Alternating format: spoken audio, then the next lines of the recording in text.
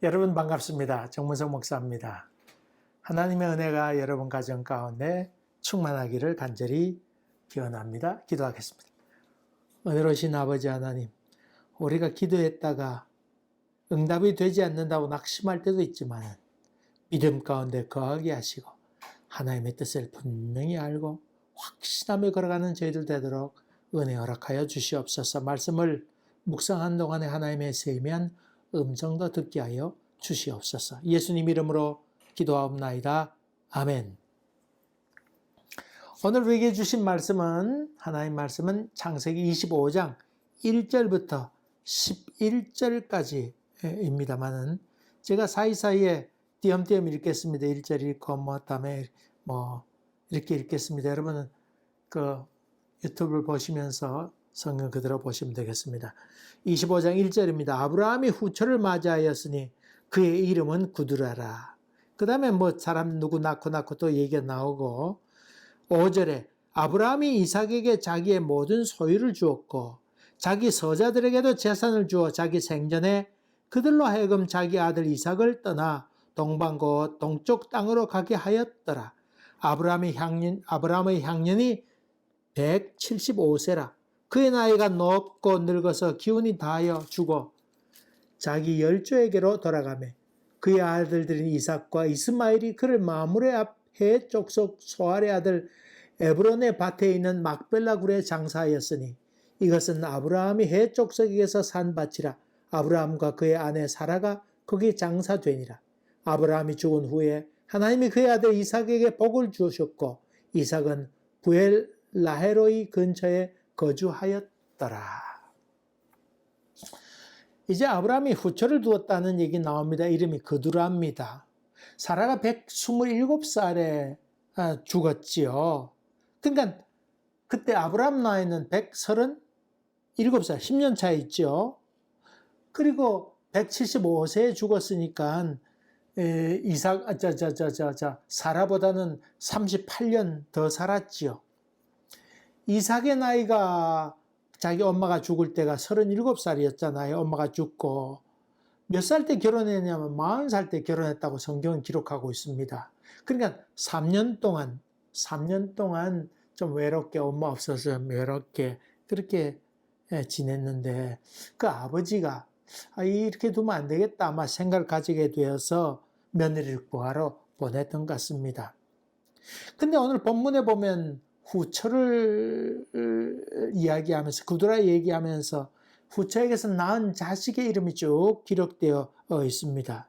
흔히 우스갯소리로 하는 얘기가 아브라함이 이삭을 낳고 그 다음에 그 아내가 죽은 다음에 후처를 얻게 됐는데 그로 인해서 아브라함이 회춘하지 않았나 우스갯소리를 그렇게 얘기합니다. 또 사라가 죽은 후에 그두라를 들였다고 하는 그런 얘기를 하면서 참 세상에 가니까 좋긴 좋다. 한데 그런 것만 아닌 것 같습니다. 사라가 죽었다는 소식을 듣게 되잖아요. 그래서 성경에 보면 아브라함이 사라의 장막에 들어갔다는 말이 나오잖아요. 사라에게로 들어가서 그런 말이 있는데 아마도 이건 지난번에 말씀드린 것처럼 아브라함이 멀리 있다가 아마 양을 치다가 그 소식을 듣고는 달려왔던 것 같습니다. 그러니까 들어갔다는 말을 썼지요. 아마 사라가 평소에 좀 아팠던 것 같습니다. 아프니까 늘상 아프겠거니 그렇게 생각하고는 평소와 같이 그가 양을 치러 갔었던 것 같습니다. 이 후처라는 말은 첩이라는 말도 되는데 꼭 사라가 죽은 다음에 그렇게 첩을 받아들였다 보기는 참 어렵습니다. 아마도 그 사라가 아프니까 그렇게 활동을 많이 할 수 없고 아마 그래서 첩을 들이지 않았을까 이렇게 추측해 봅니다. 아브라함이 하갈을 받아들였듯이 그두라를 받아들였다 그렇게 볼 수가 있지요. 그리고는 그 아브라함은 그 이삭에게 자기 재산을 다 상속하고 그 서자에게도 아마 넉넉히 주었다고 볼 수 있죠. 멀리 떨어져 살도록 그렇게 하게 됩니다. 혹시 서자들이 모의를 해가지고 형제가 없는 이 이삭에게 해할지도 모른다고 생각도 가지지 않았을까요? 그래서 이 적절히 재산을 분할하면서 이 자기 서자들에게도 적절히 재산을 줘가지고는 해산하듯이 흩어놓았다. 그렇게 볼 수 있죠.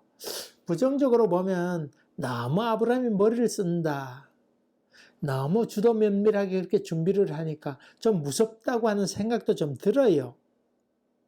행여 이삭에게 이놈들이 해를 끼치면 어떻게 될까 하는 그런 보호 본능도 있겠고 매우 계획적으로 정리 작업을 아주 잘했다고 볼 수가 있지요. 아마도 그 아브라함에게도 옛날 그 이스마엘, 하갈을 통해서 낳은 이스마엘로 말미암아 어려움을 겪었던 경험이 있잖아요. 그러니까 그런 생각을 가졌으리라 그렇게 추측도 합니다. 이삭을 통한 하나님께서 후손 주겠다고 하는 계획에 철저히 순종하긴 했습니다만은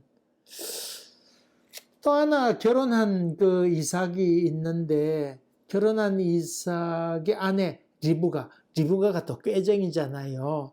리브가도 이런 계획에 아마 동참하지 않았을까요? 리브가는 몇 년 동안 아기가 없어요. 20년 동안 아기가 없습니다. 이삭이 40살 때 결혼해서 몇 살 때 쌍둥이를 낳아요? 20년이니까 60살 때에 자식을 낳지요. 그래서 20년 동안 아기가 없게 됩니다. 여기 25장에 이삭이 60세라 그런 얘기가 26절에 나옵니다. 어쨌든 간에 그두라의 아들들을 바라보면서 자기도 애 낳으면 이게 어떻게 될까?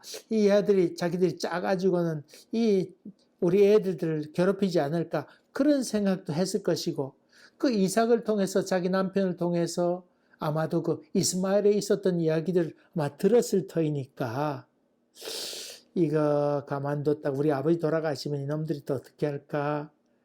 그런 걱정을 했겠지요. 그래서 아브라함이 죽기 전에 미리 정리하고 아버지가 살아있을 때는 그래도 아버지 때문에 어떻게 할 수 없잖아요. 그런 생각에서 그들을 다 떠나보내게 됩니다. 성경에 보니까 자기 아들 이삭을 떠나 자기 아들 이삭이란 말 자기 아들은 좀 소자이고 사라에게서 난 바로 이삭 내 아들은 이삭뿐이다. 아마 그런 생각도 했던 것 같습니다. 그리고 성경에 보니까 이삭을 떠나라고 하는 말인데 멀리 격리시켰다고 하는 말이지요. 멀리 따근자근 떨쳐보냈습니다. 그런데 결국 그 아브라함이 죽게 되죠. 8절에 보면 나이가 높고 늙어서 기운이 다하여 죽어 열조에게로 돌아갔다. 그런 말씀을 하고 있습니다. 이 말은 사실은 이 이스라엘 백성 가운데에 복된 죽음, 그래도 장래 죽음을 잘 맞이했다, 인생을 잘 살았다. 그런 사람에게 썼던 표현이 이런 표현입니다. 나이가 높고, 살 만큼 살았다, 늙어서 장수했다, 기운이 다하여 죽었다. 그 말은 아주 잘 죽었다. 그동안 온갖 어려움과 괴로움이 있었고 인생이라고 하면 좀 힘들긴 하지요. 젊은 사람들에게는 인생이 즐겁다 하지만 나이 든 사람 보면 참 역시 그래도 인생이란 참 힘든 것이었구나. 피난 가고 기근 만나서 도망가기도 하고 위기를 겪기도 하고 그렇지만은 이 아브라함은 복된 죽음이다. 그는 살 만큼 살고 부와 장수를 누리고 건강하게 자녀 낳고 잘 살다가 죽었다. 그렇게 설명하고 있습니다. 근데요, 저 재밌는 것이 성경에 나옵니다. 그것은 장례식 할 때에 누가 왔어요? 이삭과 이스마엘이라고 하는 이름이 거기 나옵니다. 다시 말하면 이때 이스마엘이 장례식 때 왔습니다. 이 말은 아브라함이 죽은 다음에 멀리 있어서 올 수도 없었을 거 아니에요. 소식을 어떻게 또 전하겠어요?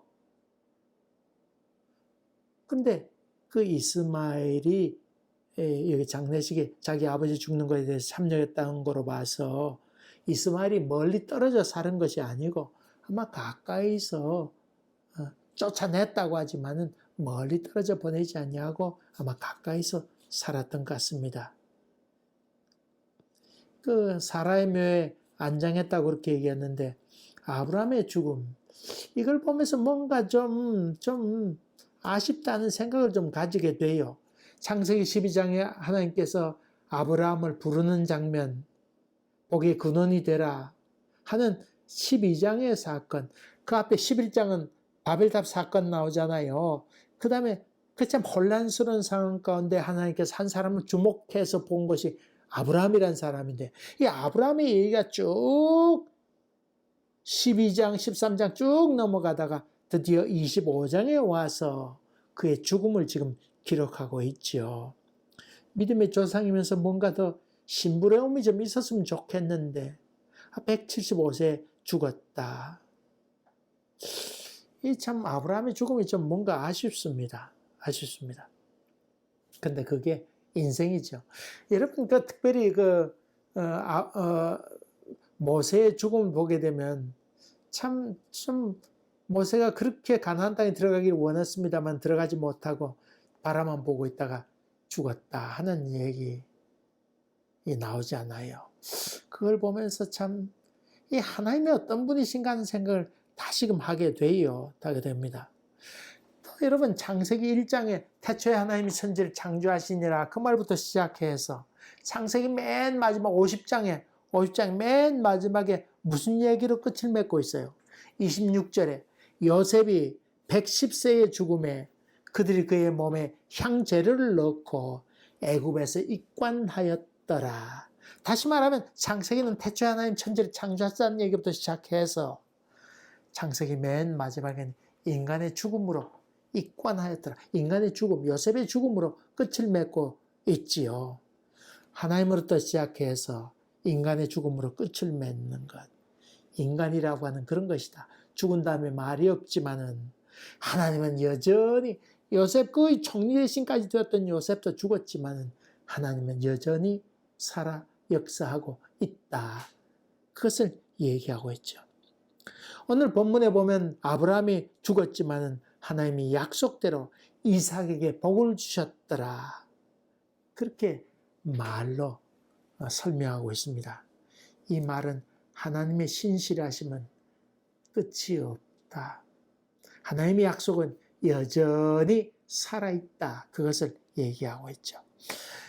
여러분이 아브라함의 죽음을 바라보면서 여러분 질문이 남지 않습니까? 하나님께서 여러 차례 아브라함에게 찾아와서 하늘의 별처럼 바다의 모래처럼 자손을 많게 하겠다고 했는데 자식이 몇 주었어요?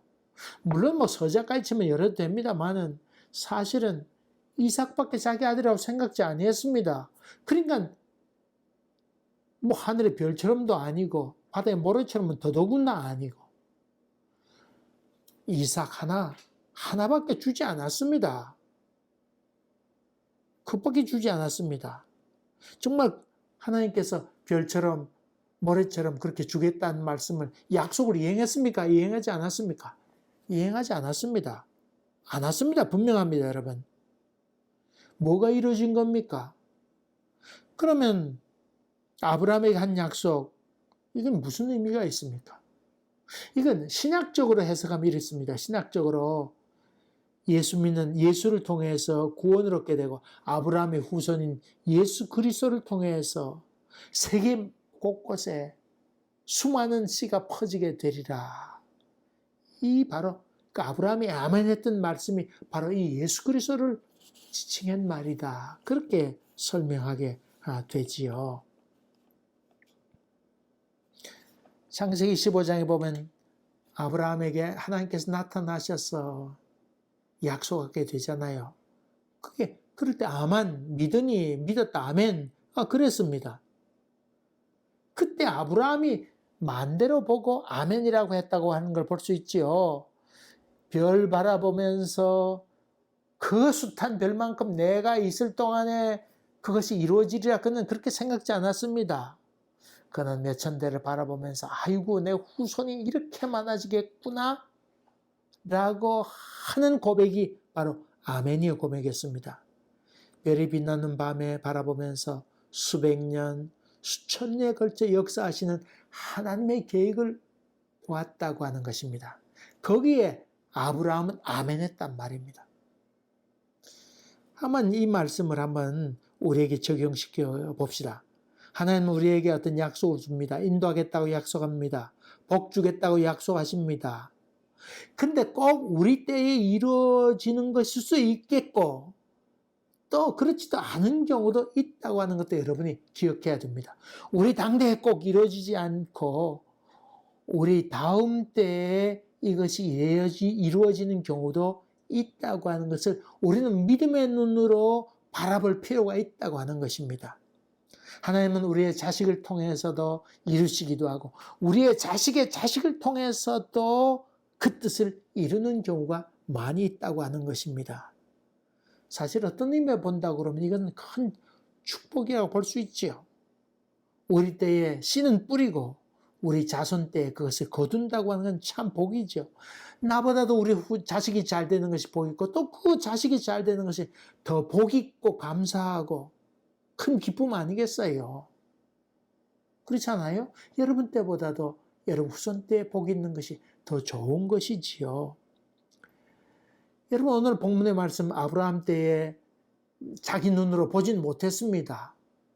뭐 별처럼 모래처럼 그렇게 후손이 많은 것을 자기 때에는 보지 못하고 175세에 그는 숨이 끊어지게 되는 어떻게 인간적으로 보면 좀 허무한 뜻도 있습니다만은 그러나 이것을 믿음의 눈으로 바라보게 될 때에 이 말은 굉장히 소망적인 이야기라 볼 수 있습니다. 하나님의 약속이 있으면 내 때에 응답 다 하는 것 아니고 내 때에 응답하지 않은 것이 있다 할지라도 내 다음 때에 가서도 하나님의 뜻이 이루어지는 것이 있다고 하는 위로와 소망이라고 하는 것입니다.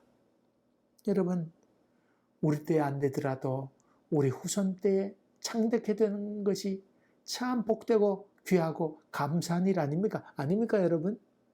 이 아주 매우 중요한 일입니다. 또 우리가 이 땅에 있는 동안 다 보지 못한다 할지라도 천국에 가서 이 세상을 바라보면서 우리 후손들이 잘 되는 것을 바라볼 때의 즐거움과 기쁨, 그것도 참 큰 감사요 찬양이지요. 오늘 아브라함의 죽음을 바라보면서 하나님의 이삭에게 복을 주셨더라.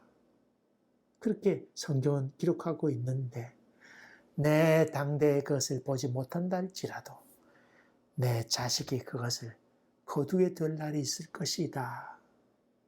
또 내 자식의 자식이 그것을 거두어 들이는 날도 있을 것이라고 하는 위로와 소망, 이것을 간직할 수 있다고 하면 여러분은 좋은 믿음의 사람이 되고 또 이 말씀이 얼마나 우리에게는 위로가 되는지 모릅니다. 여러분 내 때에 다 이루어지지 못하고 내 때에 창답게 되지 못했다고 해서 낙심하지 말고 기도를 중단하지 맙시다. 우리 다음 때에 그것을 거두면서 우리 후손들이 아이고 우리 아버지의 하나님이 우리 할아버지의 하나님이 아브라함의 하나님, 이삭의 하나님, 야곱의 하나님이 이렇게 역사하셨구나. 이것을 고백하게 될 날이 있을 것이라고 하는 확신과 믿음의 눈이 우리 가운데 떠진다고 하면 참 기쁨이지요. 참 기쁨입니다.